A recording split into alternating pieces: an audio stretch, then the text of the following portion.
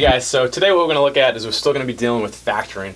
However, we're going to continue on with dealing with some shortcuts. So what we're looking at today is called a thing called difference of two squares pattern. The nice thing about this, or the cool thing that I was just about to say about this, is you guys already know the sum and difference pattern. So it's really, we're just going to go in reverse than what we've previously did. So what it says here is, if you see it, it says a squared minus b squared. So that's called the difference of squares. So if you have a perfect square minus a perfect square, it will be factored into what it says there, where it says a plus b times the quantity a minus b. That's always going to hold true. So I'm going to give you an example, and we'll take a look at it. All right, so we want to look at this, and we go, all right, do I have a difference of squares? And think about what that's saying. A difference means subtraction, so yeah, I have subtraction. And do I have two perfect squares? Well, yeah, this is definitely a perfect square, so x squared, good. And then this is a perfect square, it's just not written in that form. So what we want to do is we want to take 25 and write it as a perfect square. All right, so now if you notice from before with the core concept, I have my a value. My a value for this is x, and my b value is 5. So I know that this will automatically be factored into x plus 5 and x minus 5. So if you notice, it's a sum and difference pattern when it's in factored form, but in the beginning it's called a difference of squares. So make sure you're aware of that. So then the reason that I wrote this, so a plus b, a minus b, and I can also write this up the top on here.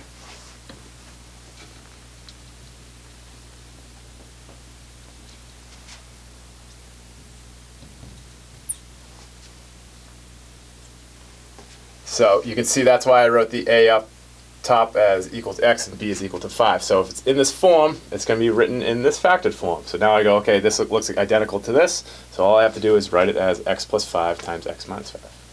And we'll do a couple more examples.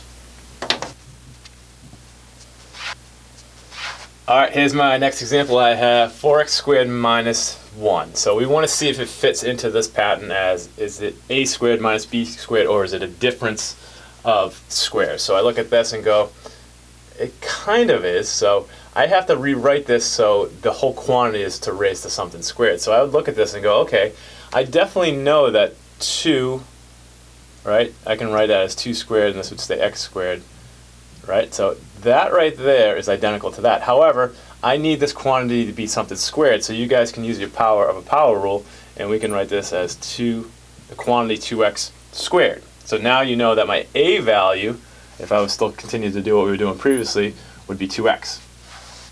And then minus the b value. Well, the b value is really just squared too, so I would just write 1 squared. So this is my a, that's my b. So that would just be 1. Now, since it's in that pattern, I already know my a value, I know my b value, so it's really just the sum and difference that you guys already know. And then we're done. So when we can easily see something as a difference of squares, or difference of two squares, we can go ahead and just write it into the quantity a plus b times the quantity a minus b, and that will always, always, always hold true. So that's one of the shortcuts, and then the next example we'll look at is another shortcut.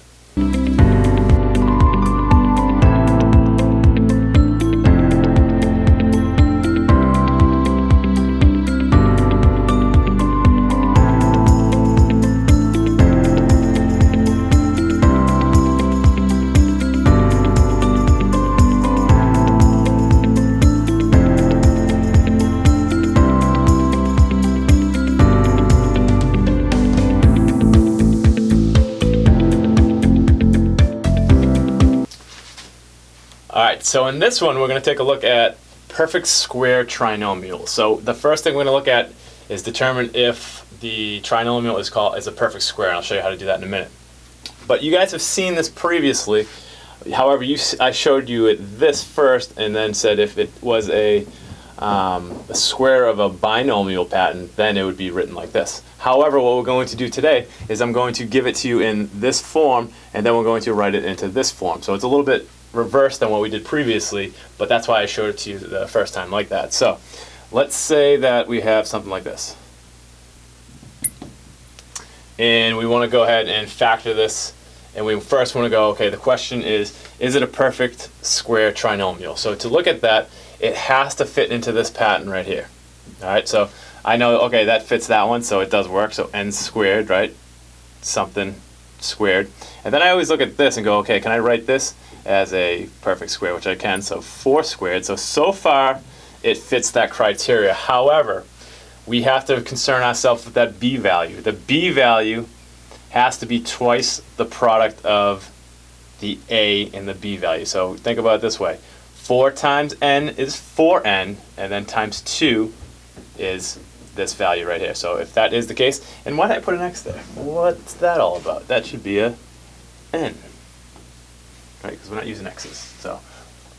So for this, just to backtrack again, so I want to multiply these two together and then multiply it by 2. If that gives me that, then I do know that this is a perfect square trinomial. So this fits that criteria. It's a perfect square trinomial. So that means if it's in this form, I can go ahead and write it like this. So we just have to determine what is the a value. Well, we already know the a value. The a value is this guy, and then the b value is this guy. So that's the a, that's the b. So when we go to factor this, or when we go to rewrite it as a square of a binomial, all I have to do is go, okay, I know this is n plus 4 squared. So we want to look at that. Yeah, there are other ways that you could factor it, but the shortcut is to go ahead and go, okay, are these two perfect squares? Yes, they are. And when I multiply them together, then multiply it by 2, is that what I get for the middle term? Yes, it is. So that means it's a perfect square trinomial, which means I can rewrite it as a square of a binomial. And we'll do another example. But rewind that, pause that. I know that might be a little confusing at first, but hopefully you'll get it. All right, so we have 4x squared minus 12x plus 9. So the first thing I would do is, can I factor anything out? Can't factor anything out. I could go directly to the box method if I want to, but I don't want to go through all those steps. So I'm going to look at this and go, okay, let's see if it's a perfect square trinomial. So if it's a perfect square trinomial, I know it has to look like this. There's a minus here, so I know it's going to have to be this format right here. So I look at this and go, okay, can I rewrite this as a perfect square? Yes, I can. Right? That 4 times x squared is the same thing as the quantity 2x squared. All right, so now I have my a value. This is my a value, so a equals 2x. Then I always look at the one over here. So plus, I can write, that's a perfect square all day, right? So I can write that as 3 squared. So far, I meet those two criteria.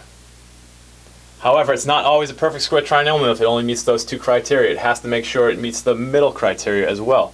So what we want to do is we want to go ahead and multiply 2x times 3. So 2x times 3 is 6, and then 6 times 2 will give me that 12x. So boom, it checks off. It is a perfect square trinomial, which is fantastic. So now I know that actually I can figure out my b value. My b value is this guy right here, right? So my b value is 3. So I easily have the criteria that I need because I know that if it's in this form, it can be written in this form. Easily by just taking the a value, which is 2x, and subtracting the b value. Okay? So that's it. Didn't have to do any crazy box method or anything like that. The x method, a value was bigger than 1. That doesn't really even matter. We just have to make sure that perfect square, yes it is. And then we also have to check that last criteria. Does this equal twice the product of these two? So if I multiply 2x times 3, I get 6x, and then I multiply it by 2 and I get that 12x. So that has to fit that criteria, which it does, so we are good, and it does make sense. So you could check this if you wanted to box method this out to multiply to see if you had the original problem. Let's just do that just to show you. So you can see when you multiply this out, you get 4x squared minus 12x plus 9. That's what we started with, so it makes sense. I'm not just making up some crazy magical stuff here. This is a pattern, it works, so you could use this. So good luck with it. Pause this, rewind it. Make sure you put your summary, make sure you use your left column, ask questions, put key ideas. You guys seem to be getting this the more we do it, so keep up the good work, and I will see you later on. Alright, it's later on and I'm back. We have x squared plus 2/3 x plus 1/9 equals 0. So we're going to apply what we just talked about, but now we're going to apply it into solving an equation or a quadratic equation. However, this one's a bummer because it's fractions. Not a big fan of fractions, but you guys should be yelling at your screen, get rid of those fractions, Mr. Deschler, we don't like those. So what you have to do is think about what's the LCD of the denominators, which would be, looks like 9, right? So all I have to do is basically distribute this 9 to everything, and what that's going to do is that's going to remove my fractions. So that is important, right? Now I shouldn't say the word important, but it will make our life a lot easier, okay? It will make my life a lot easier in terms of, now when I see this, I can now think, all right, is this a perfect square trinomial? So I look at this and go, okay, potentially it could be. Can I rewrite this as something squared? And I can. I can rewrite it as 3x squared. Can I write this as something squared? Yes, I can. I can write it as 1 squared. 1 times 1 is just 1. All right, let's take a breath. Now we have to hit that third criteria. The product, so 3x times 1, if you double it, has to give you the middle guy, which it does, right? So it equals 6x. So I know that this is a perfect square trinomial. If it's a perfect square trinomial, boom, I can go right to this. All I have to do is figure out my a value, which is this, and my b value, which is this. And this was still equal to 0, so let's leave it that way. So if that is the case now, all I have to do is write it as 3x plus 1 squared equals 0, right? So there's a couple different ways you can solve this. If you want to solve it using square roots, you could solve it using square roots, or if you want to use the 0 product property, you can. So when I solve this, I get 3x plus 1 equals 0, 3x plus 1 equals 0. I don't have to solve both of them, and I'm hoping I'm not running out of space, but your answer or your solution would be x equals negative 1/3. That's a repeated root. It happens twice, so you could solve it that way. And actually, let me show you another way you could solve it, since you guys might want to know how to do that. You could take the square root, so this would be 3x plus 1. Now this would be plus or minus, but plus or minus 0 is just 0. If I solve this, you would see that you're going to get the same exact thing as what we had over here.